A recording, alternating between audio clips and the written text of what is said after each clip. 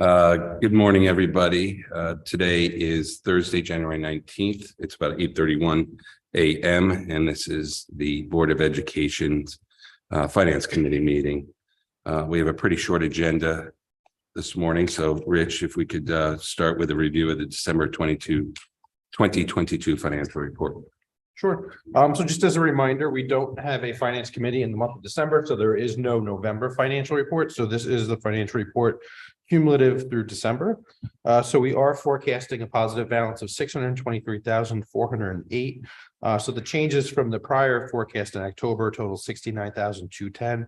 I do want to highlight that when you see the next month's financial report, we'll probably see more of a positive balance in the SSO account. Now that Leon has been on board, we're probably going to have a little bit more of a delay in terms of hiring those SSOs as he kind of goes through the hiring process and the interview process for all the candidates. I would imagine that'll probably be around $40,000 to $50,000 more. That's not reflected in this report. Just let me stop you there. In Leon's, is that also, he started a little later than we budgeted as well? So that's reflected in there as well. Okay. It's really just the SSOs that remain vacant. Okay, got it. And we're going to hear an update at our next Board of Ed meeting on that. So I won't ask any more questions along those lines. So the changes from the prior financial report, we did take away the savings associated with student interns at the high school. We did need these for daily subs. We did flag in previous financial reports that there was a possibility we would have to do that. As of right now, that's really just at the high school. We did have salary savings of just under $11,000 due to a delayed start for a guidance counselor at the middle school. We have about $4,500 in salary savings for a vacant paraprofessional position at Hindley. We did have a maternity leave at Oxbridge for an administrator, and so that did yield savings of $19,220. We do have another custodian on the new salary schedule that was negotiated at Royal, and so that's a savings this year of a little over $8,000 based on the new salary schedule. As we talked about on Super Saturday during the budget season, Tokenique is no longer anticipated to run elementary intramurals, and so we've taken that out of the forecast, and so that is now a positive balance of $2,500. The one transfer that we'll talk about later is for $10,000 for portable rugby goals due to the construction this summer for HHR. As HHR starts to come online, the rugby field at Royal will likely have to come off place. In order to have a season this year, we will need portable rugby goals, which will go to the school to have that season. We are anticipating a need for an additional coach for unified sports in the winter and spring due to increasing enrollment. And so that is a forecasted deficit of just over $5,700. Gate receipts in athletics are projected to be slightly better than anticipated by about $6,400. Gate receipts for the Turkey Bowl and then just the football season that has ended were slightly better than projection. We are still collecting basketball receipts this year, and so once that's complete, we'll have a final projection for gate receipts. Building rentals continue to decline. We're anticipating about $30,000 less.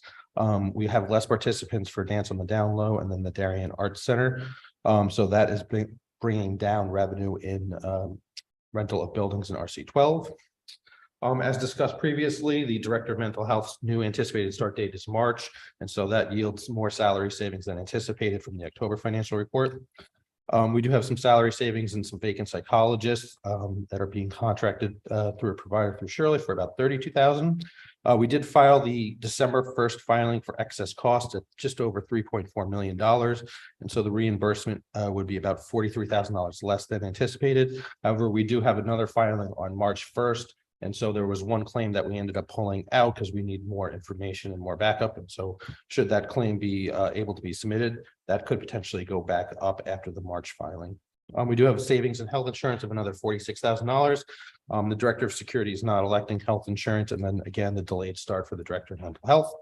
Medicaid reimbursement has exceeded budget by about $5,000. That's just additional consents that we've been able to bill back for the state. ELP revenue is about $2,500 in the previous projection. We did get another student mid-year. And then $18,241 deficit due to the higher anticipated salary for the Director of Security that was approved by the board. And then we did have a vacant campus monitor position at one of the schools, and so that's yielded salary savings of just under $10,000, though that position has been filled just recently. So breaking down the RCs, the general education RCs do forecast a positive balance of just under $320,000. And the special education RCs are a positive $300,000 for that total of $623,000. Just to kind of go through some of the changes, they're really the only change at the high school, as I mentioned earlier, was the use of the student intern savings. At RC3, there really are no savings from the previous one. Henley, the teacher aide position that is vacant, is about a month's worth of savings at $4,500.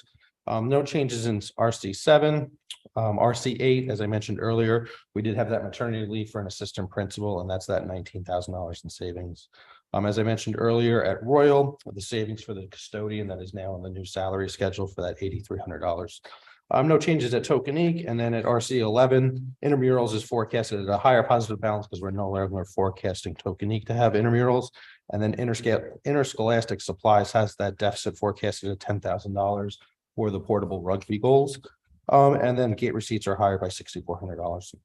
The only change in RC12, as I mentioned earlier, is the change in building rentals. No change in RC15, RC17, or RC18. RC19, the one change, as I mentioned earlier, is the delayed start date for the director of mental health. RC24, the only change is the minor change in excess cost reimbursement, which is that $40,000 that I mentioned before. And as I mentioned earlier, we do have another filing date on March 1st. We should receive our first set of reimbursement for excess costs on February 28th. If we look at fixed, health insurance, as I mentioned, is a little bit more positive at $116,000, and that is due to the delayed start date for the director of mental health and the director of security not electing benefits. And then, as I mentioned earlier, RC27 had that forecasted deficit of $18,000 for the director of security salary. That'll be adjusted in the January report. And those are the changes for the operating budget. All right, I'll pause there for questions. Go ahead, Katie. Thank you, Rich. Thank you, Rich.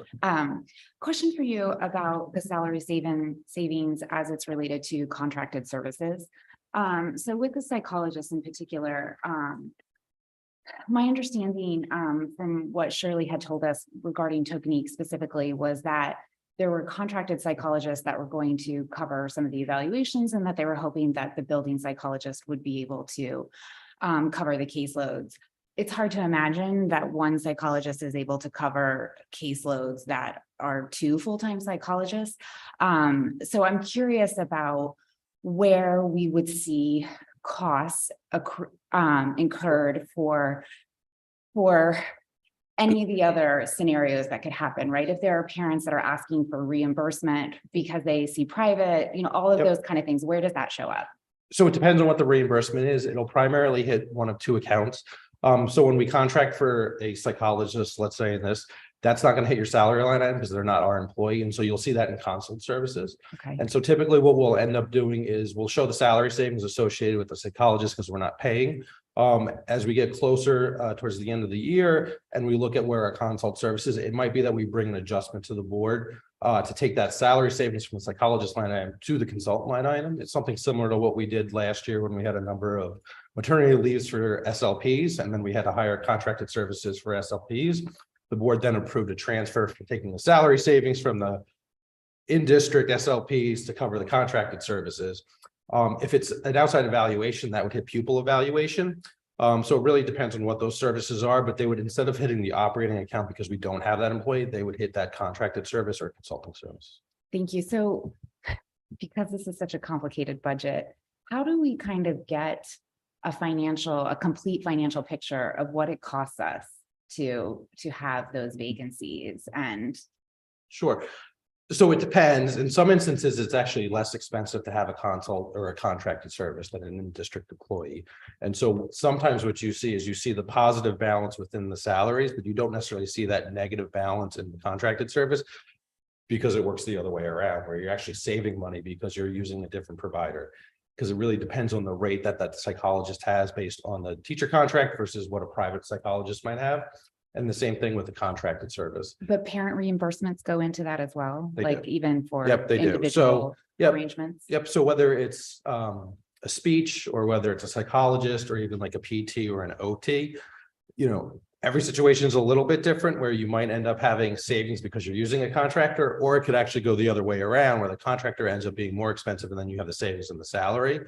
So typically what ends up happening is really what should be looked at is those two accounts in the aggregate. Because you're providing the services one way or another, but you're just using multiple sources of revenue. So if you were to look at it in like the private sector, a lot of private companies use schedule court, use sources and uses of funds, right?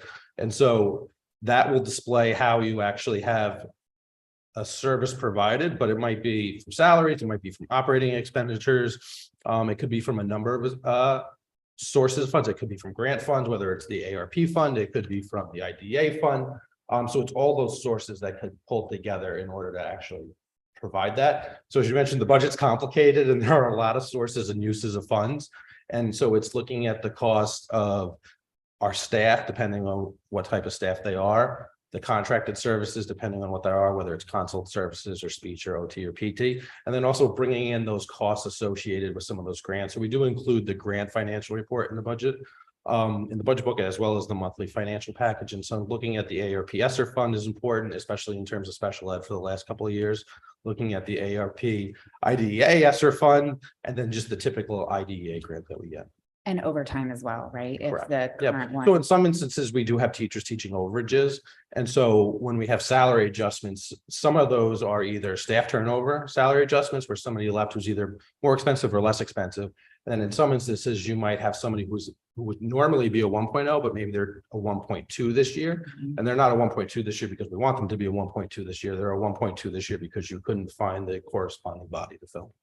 And just one follow-up on that. When you look at that consult services line item, as of today, you're forecasting, that's reflective of the offsets in the other line Correct. item. So we're seeing, I get the complexity, but based on this forecast as a budget forecast for, what are we, December? Yep. And you're reflecting a lot of those Correct. adjustments, if you will. Correct. So in some of the cases with the consult services, the money might not have been spent, so you're reflecting it in the encumbrance line item.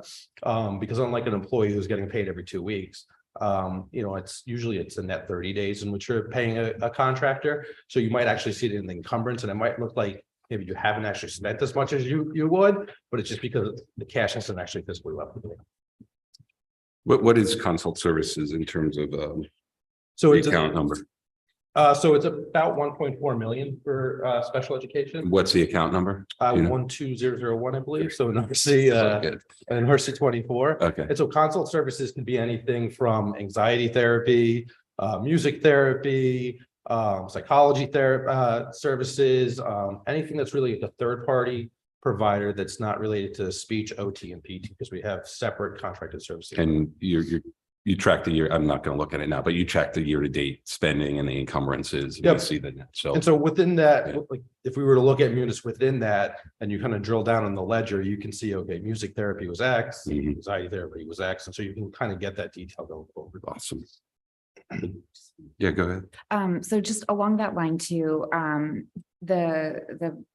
the savings related to the maternity leave, I just want to make it clear, we do pay our teachers when they're on maternity leave. These are for extended beyond the Correct. So amount. depending on the birth is what the amount of days that you get, and then whether or not you have certain amount of sick days. Some teachers, or in this case, an administrator, decided to stay out a little longer than those days. And if they didn't have either a doctor's note that made it, a sick day, then they become unpaid. And so typically, if it's a teacher who's on maternity leave, what ends up happening when they go unpaid is we have a long-term sub who fills in. And then ultimately we do a salary adjustment from that savings in that teacher account to long-term subs, which is one of the questions that was asked during Super Saturday. Right. In the case of an administrator, we don't always typically backfill that position unless it's going to be for an entire year. And so these are actually true salary savings to the district that aren't going to be turned over to, let's say, long-term subs. So do you know if there are any, because of the administrator position and in particular the elementary with the second AP, in terms of attending PPTs and those kind of things, are there costs that are accrued because we need coverage for that specific portion of the role? So usually Shirley will take one of her program directors in a case like that. Okay.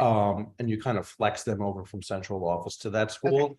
If it was a case where you had 3 or 4 who are out at any given time, you probably will, you have to have like some type of like interim in there where you wouldn't accrue the cost, but for one, not necessarily. Okay, thank Well, you. we would discuss that amongst Shirley and I had very previous. Yeah, not that really is. Dennis, you have anything? No questions. Okay, I just have a couple. So the rugby goals, even 10,000, I mean, they're not rentable, or do you think there's a resale value after? Do we need them after? Well, I mean, the benefit of having them is then you could potentially have rugby at Middlesex as opposed to Royal, which might be a better location. Oh, okay. going forward. Okay, Renting them actually ends up being just about as much as it would be to purchase these portable goals. got it. Okay. It's only about a couple $1,000 difference. Are we going to lose some revenue from Royal or any other fields while HHR gets rolled? So definitely. So in the budget book that's before the board currently, you'll notice building rentals were down Yep. in the budget, as field rentals were as well. Okay, And that is because we won't really be able to rent any facilities at the 3 HHR buildings, and then the fields that we get there as well will be taken offline. thank you for the reminder there. And then Turkey Bowl, just remind us, are we, I know we collect the revenues, are we paying for the excess police overtime? Not, I know the other campus monitors we are, but do the police bill us for? Yes. Okay, they do.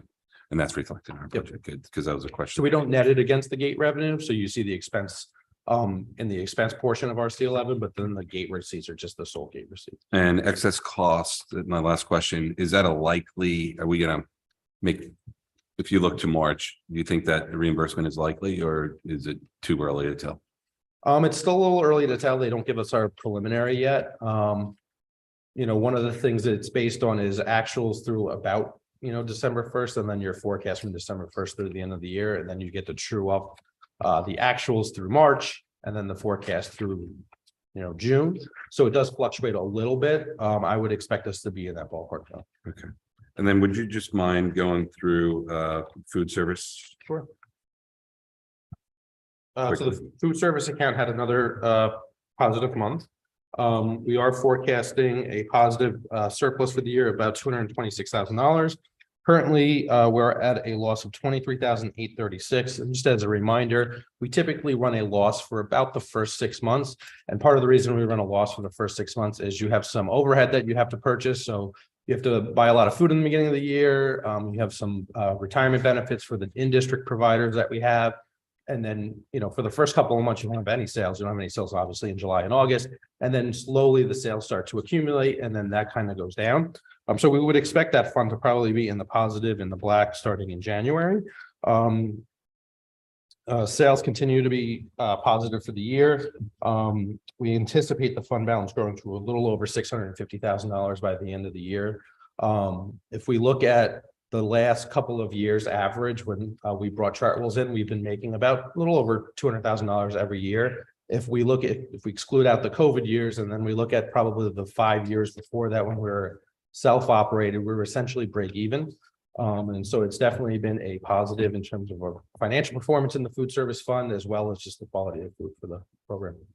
So one of the questions come up through this budget cycle is just, why do we handle the food service budget differently? And you've in the past talked about reinvesting those funds into equipment. In this current budget cycle, we're talking about reinvesting into monitors in the cafeteria.